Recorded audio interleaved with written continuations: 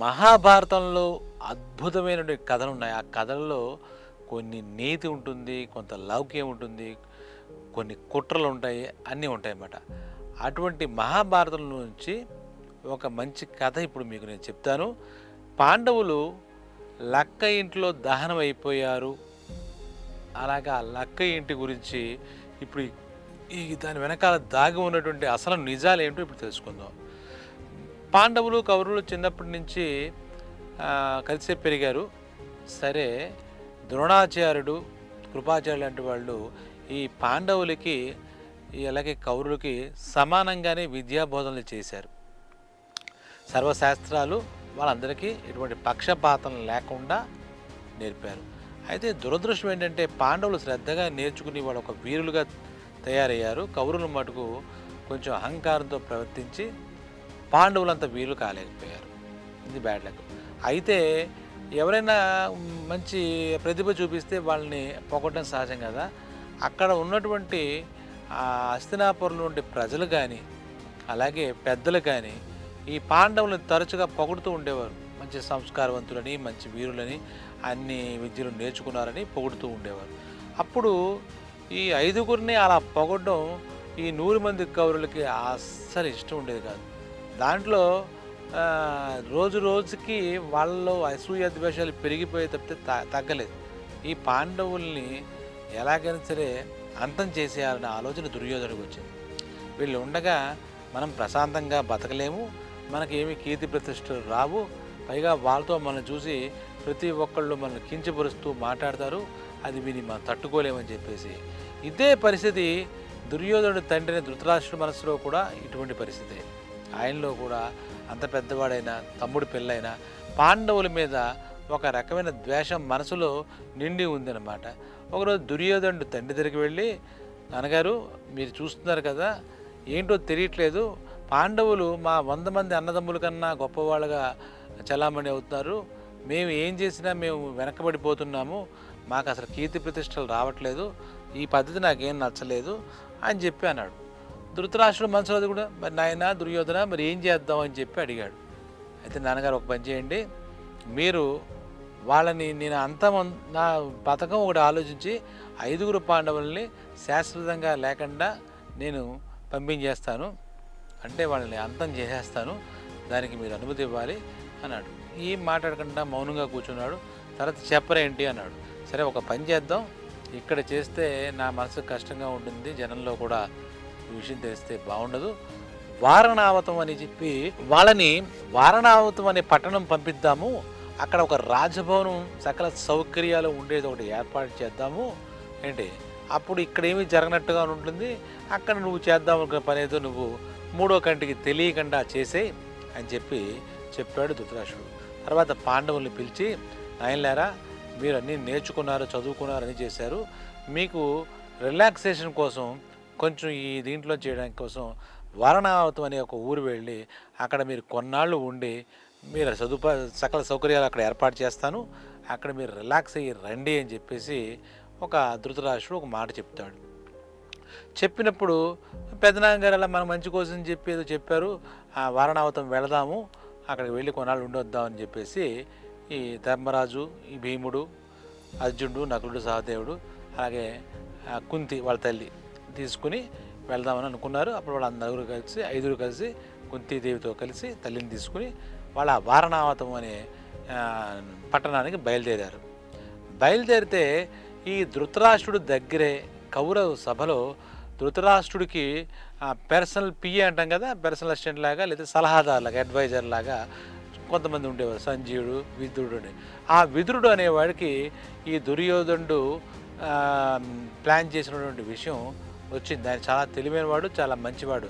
ఆయన దురదృష్టం ఏంటంటే భీష్ముడు, ద్రోణాచార్యుడిలాగే ఈ కౌరవ పక్షంలో ఉండడం వల్ల వాళ్ళకి ఏమీ చెప్పలేడు, ఎదురు చెప్పలేడు, వాళ్ళని ఏమీ మార్చలేడు, అలాగని అక్కడ దాన్ని వదిలి వెళ్ళాడు అనమాట. విదురుడికి ఈ విధంగా పాండవుల్ని చంపాలని, అంతం చేయాలని పథకం అస్సలు నచ్చలేదు. సరే, పాండవులు అందరికీ చెప్పి వెళుతుంటే విదురుడి దగ్గర కూడా వచ్చి చెప్పారు. ఆయనంటే కూడా చాలా అభిమానం, దాంతో ఏంటంటే ఇలా మేము పెద్దంగారు చెప్పిన మాట ప్రకారం వారణావతం వెళుతున్నాము అని ధర్మరాజు చెప్పాడు విదురుడు.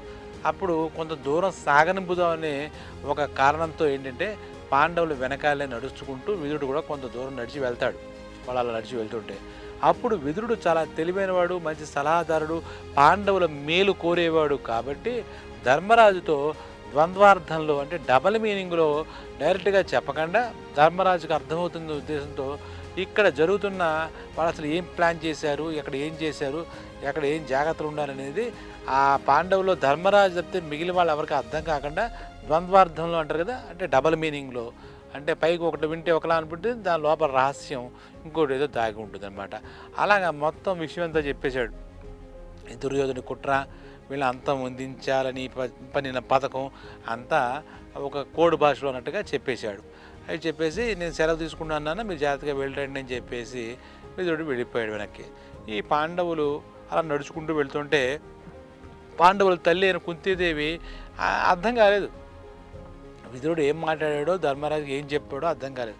నాయన ఇప్పటిదాకా విదురుడు ఏదో నీతో మాట్లాడాడు, నాకు కొంచెం ఒక మొక్క కూడా అర్థం కాలేదు, దాని వెనకాల ఏదైనా రహస్యం ఉందా, ఏమిటి విషయం అని చెప్పేసి కుంతి ధర్మరాజుతో అడిగింది. అప్పుడు ధర్మరాజు ఏం చెప్తాడు అంటే, అమ్మ విదురుడు మన మేలు కోరే, మన శ్రేయస్సు కోరే వ్యక్తిని నీకు తెలుసు కదా, అక్కడ మనందరినీ చంపడానికి ఒక పన్నాగం పన్నారట దుర్యోధనుడు, దానికి పెద్దనాన్నగారు వత్తాసు పలికారట, అక్కడ చాలా ప్రమాదం పొంచి ఉంది కాబట్టి మీరు జాగ్రత్తగా ఉండండి అని కూడా చెప్పారు, అక్కడ ప్రతి విషయంలో జాగ్రత్తగా చేయండి అని చెప్పి కొన్ని చెప్పారు. విదురుడు చెప్పిన ప్లాన్ ప్రకారం మనం అక్కడ వెళ్ళాలి అని చెప్పాడు. అక్కడ విదురుడు ఏం చెప్పాడంటే, మీ ఇల్లు టక్కని బూడిదయ్యేటట్టుగా వాళ్ళు కట్టి ఇస్తారు, లక్క ఇల్లు ఇస్తారు, అది ఏ క్షణాన్న ఏ నిప్పు రవ్వ తాకినా కూడా తగులడిపోతుంది, మీరు అందులో నాశనం అయిపోతారు అనేది వాళ్ళ ప్లాను. అది జరగక ముందే, దానికి ఎప్పుడు ముహూర్తం పెట్టుకున్నారో మాకు తెలియదు, దాని జరగముందే మీరు ఆ లక్క ఇంటిలోంచి ఒక సొరంగ మార్గం మీరు తవ్వుకుని బయటపడిపోండి అని చెప్పేసి ఒక సలహా, ఒక సూచన ఇచ్చాడు విదురుడు మహానుభావుడు. అనేసరికి ఇది చెప్పాడు అని చెప్పేసి చెప్పాడు. చెప్పితే వెంటనే అమ్మ ఇంత అన్యాయమా, ఇంత జరుగుతుందా, మన మీద ఇలాగా మర్డర్ ప్లానా, అంటే మనం చంపించాలని ఒక ప్లానా అని చెప్పి కుంతీదేవి ఆశ్చర్యపోతారు. మిగిలిన భీమ, అర్జున, నకుల, సహదేవులు కూడా ఎంత ఉందా అని చెప్పి వెళ్ళిపోయారు. అనుకున్నారు మన జాగ్రత్త మనం తీసుకుందాం, విదురుడు మనం మంచి కోరి మనకి ఈ గండం నుంచి తప్పించుకునే మార్గం కూడా చెప్పాడు మహానుభావుడు అని చెప్పి ఆయన మనసులో నమస్కరించుకుని ఈ అన్నదమ్ముల తల్లిని తీసుకుని అక్కడికి వెళ్ళిపోయారు. ఆ ఇల్లు చూస్తే అంతా చూడడానికి అంతా ఒక రాజభవనంలో సకల సౌకర్యాలతో కట్టబడి ఉన్నట్టుగా ఉంది. అయితే వాళ్ళు ఎలా కట్టారంటే, ఆ ఇల్లు మొత్తం నెయ్యి రాసేసి, నెయ్యి అంటే నేతికి మండే గుణం ఉంటుంది కదా, ఆ నేతిలో లక్క అనే ఒక పదార్థం, దానికి కూడా బాగా ఫైర్ అయ్యే గుణం ఉంటుంది అన్నమాట.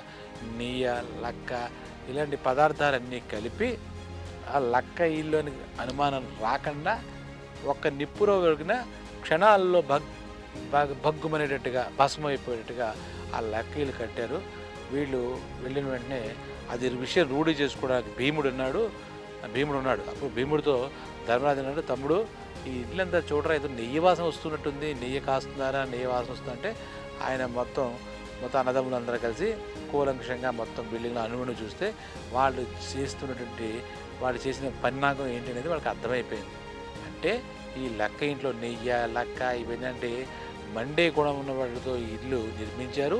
ఇది ఒక రకంగా లక్క ఇల్లు, ఈ లక్క ఇంట్లో మనం భస్మైపోవాలని ప్లాన్ చేశారని చెప్పేసి విదురుడు చెప్పిన మాట ఇక్కడ వాస్తవమైందని చెప్పేసి, అరే తమ్ముడు ఇప్పటి నుంచి ఈ క్షణం నుంచి మీరు ఇది చెయ్యండి, ఒక సొరంగ మార్గం తవ్వండి, మనం బయట వెళ్ళిపోదాం, ఏ క్షణమైనా వాళ్ళు ఈ ఇంటికి మంట పెట్టేయచ్చు, మీరు చేయండి అని చెప్పారు. దీనికి అనుకూలంగా అక్కడ విదురుడు మీకు సలహా చెప్పి వదిలేదు, వీళ్ళకి సహాయం చేయాలి ఉద్దేశంతో సొరంగ మార్గాలు తవ్వడంలో ఒక ఎక్స్పర్ట్ కణికుడు అనే ఒకడు ఉంటే, ఆ కణికుడు కూడా ఈ వారణావతం ఈ ఊరు అంటే పాండవులు వెళ్ళినటువంటి ఊరికి పంపించాడు. వాళ్ళు వచ్చారు, ఆ కణికుడు వాడి స్టాఫ్ వచ్చారు. అయ్యా మమ్మల్ని విదురుడు గారు పంపించారు అని చెప్పారు. ఏంటి అంటే సొరంగ మార్గం తవ్వించి పెట్టమన్నారు, మీరు ఎప్పుడు ఎక్కడ చెప్తే మనం సొరంగ మార్గం తవ్వేదంటే దానికి ఆలస్యం ఎందుకు వెంటనే జరుగుతుందంటే వీళ్ళు బయటపడడానికి అన్నట్టుగా ఒక సొరంగ మార్గాన్ని చాలా స్పీడ్గా తవ్వారు విదురుడు పంపించినటువంటి కణికుడు అనుకో ఆయన సిబ్బంది. జరిగిన తర్వాత ఒక అన్నయ్య వాళ్ళు వెళ్ళిపోయారు. వెళ్ళిపోతే చాలా థ్యాంక్స్ చెప్పారు, వాళ్ళు వెళ్ళిపోయారు. ఆ తర్వాత భీముడు మరి ఇప్పుడేంటి నెక్స్ట్ మనం ఏం చేద్దాం, మరి ఎలా జరుగుతుంది అంటే, లేదు ఇలాంటి చోట్ల మనం ఉండడం క్షేమకరం కాదు, అందులో అమ్మ కూడా ఇక్కడ ఉంది కాబట్టి మనం ఏ క్షణంలోనే మనం ఏదో ప్రమాదం చేయొచ్చు, ఈ లక్క ఇల్లు తగలేయచ్చు, మనం ఇప్పుడు బయలుదేరిపోదాం, ఎవరికి కనపడకుండా ఆ సొరంగ మార్గం ద్వారా బయటికి వెళ్ళిపోదాం. నువ్వు ఒక పని చేయి, నువ్వు వచ్చేసే ముందు ఆ లక్క ఇంటికి నిప్పు పెట్టేసేసి వచ్చే, ఇదంతా ఎవరికి తెలియకుండా జరగాలి. ఆ దుర్యోధనుడు వాళ్ళు అనుకున్నట్టుగా మనం ఈ లక్కింట్లో కాలి బూడిదైపోయిన భావనే ఉండాలి తప్పితే ఇంకోళ్ళు ఎవరికి నిజం తెలియకూడదు. విదురుడికి సొరంగం తవ్విన కణికుడు తప్పితే ఈ విషయం తెలియదు.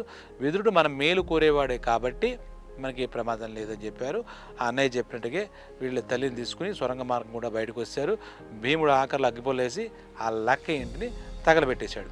తగలబెట్టేసరికి ఇక్కడ హస్తినాపురంలో అయ్యో అయ్యో అమ్ము, పాండవులు 5 కుంతీదేవితో సహా చచ్చిపోయారు, వాళ్ళ ఇంటికి ఇది జరిగింది, మంటల్లో వచ్చాయట, ఇల్లు తగులడిపోయిందిట, అందులో భస్మం అయిపోయారు, శవాలు కూడా కనబడలేదు, బూడిదైపోయారు, అదేం దురదృష్టం అని చెప్పేసి వేషాలు వేసుకుంటూ ఈ ధృతరాష్ట్రుడు వీళ్ళంతా కలిసి ఒక నాటకంగా ఏడుపులు కూడా మొదలెట్టారన్నమాట. వీళ్ళ లోపల చాలా ఆనందంగా ఉంది. మనం వేసిన ప్లాన్ పారింది. లక్క ఇంట్లో ఈ 5 ప్లస్ కుంతీదేవి చనిపోయింది. ఈ దెబ్బతో మనకి సేన వదిలిపోయింది, మనకి పాండవులు అనే మాట ఇంకా మన జీవితంలో ఉండదు అని చెప్పి శంకర గుద్దుకున్నారు. దుర్యోధనుడు, ఆయన తమ్ముళ్ళు, అలాగే తండ్రి ధృతరాష్ట్రుడు అంతా సంబరాలు చేసుకున్నారు. ఒక పైకి జనం దృష్టిలో బాగుండదని చెప్పేసి ఏడుపులు, పెడబబ్బలు, బుడిబుడి రాగాలు తీశారు. మా తమ్ముడు గారి పిల్లలు చచ్చిపోయారు, నా పిల్ల 5 పాండవులు ఉంటే ఎంత బాగుండంటూ ధృతరాష్ట్రుడు కూడా నాటకీయంగా ఏడుపు చేశాడు. అదంతా చూసినటువంటి అక్కడ పెద్దలు ఉన్నారే, భీష్ముడు, ద్రోణాచార్యుడు తదులు, అయ్యో పాండవులు ఇలాంటి దుర్మరణం పొందారా, మంటల్లో తగులుపడిపోయారంటూ వాళ్ళు కూడా చాలా బాధపడడం మొదలుపెట్టారు. వాళ్ళు తట్టుకోలేకపోతున్నారు ఈ వార్తని, పాండవులు చనిపోయారనే వార్తని వీళ్ళు జీర్ణించుకోలేకపోతున్నారు. అలాగే అక్కడ పెద్దలు అలాగే ఏడుస్తున్నారు చచ్చిపోయారని. అయితే ఈ భీష్ముడు, ద్రోణాచార్యుడు తదితర పెద్దలు అలా బాధపడడం చూడలేక విదురుడు ఒకసారి వచ్చి వాళ్ళ దగ్గర పక్కకు పిలిచి, అయ్యా ఇలా జరిగింది, వాళ్ళు లక్కయ్యలు కట్టి అందులోకి వాళ్ళు వెళ్ళి పాండవుల్ని అంతం చెయ్యాలని ఒక ప్రణాళిక చేశాడు దుర్యోధనుడు వాళ్ళ తమ్ముళ్ళు. దానికి మన మహారాజు ధృతరాష్ట్రుడు అంగీకరించినట్టుగా మౌనంగా తల ఊపాడు. దాంతో వాళ్ళు ఇదంతా చేశారు. ఈ విషయం నాకు అర్థమైంది, అందుకే వాళ్ళని రక్షించాలనే ఉద్దేశంతో ధర్మరాజుకి మొత్తం అంతా చెప్పాను ఈ పన్నాగం అంతా. అలాగే మన కణికుడిని పంపించి సొరంగ మార్గం తవ్వించాను. ఆ సొరంగ మార్గం ద్వారా ఈ పాండవులు, కుంతీదేవి వీళ్ళు కాశీకి చేరిపోయి ఉంటారు. ఈ పాటికి మీరు దుఃఖపడద్దు, మీరు బాధపడద్దు అని చెప్పి దుర్యోధనుడికి అలాగే భీష్మ పితామహుడు చెప్పారు. విదురా, చాలా మంచి పని చేసావు, నువ్వు చేసిన మంచి పని వల్ల ఈ సామ్రాజ్యం నిలబడుతుంది, వాళ్ళ యొక్క కుతంత్రాలకు కుట్రలకు అడ్డు లేకుండా పోయింది, వీళ్ళు ఎప్పుడు మారుతారో అని అనుకున్నాను అన్నమాట. ఆ రకంగా ఈ అందరికీ ఏంటంటే, ఈ ఒక రకంగా చెప్పాలంటే ఈ లక్క ఇల్లు దగ్ధం అయిపోతే వీళ్ళని నిజంగా కూడా పాండవ వీరుల కథ సమాప్తం అయిపోయింది. అది కాకుండా విదురుడు ఒక రకంగా పాండవులకు ప్రాణదాత అన్నమాట, ప్రాణం పోసాడని చెప్పాలి. ఆయన విదురుడు ఆ రకమైన నిర్ణయం తీసుకుని పాండవులకు ఇది చెప్పి వాళ్ళు బతకడానికి సహాయపడిపోతే నిజంగా ఆ పూటతో పాండవుల కథ సమాప్తి అన్నమాట. ఈ విధంగా లక్క ఇల్లు తగులబడిందనే విషయంలో తగులబడిన మాట నిజమే, కానీ పాండవులు రక్షింపబడంలో మటుకు విదురుడిదే మొట్టమొదటి చెయ్య, ఆ విదురుడి యొక్క పుణ్యఫలమే అనమాట ఒక రకంగా. అందుకే విదురుడు ప్రాణదాత పాండవులకని కూడా మనం చెప్పుకోవచ్చు. ఇలాంటి కథలు ఎన్నో విందాము, విని ఆనందిద్దాము, మనకు తెలిసిన సత్యాలు తెలుసుకుందాము. నమస్తే.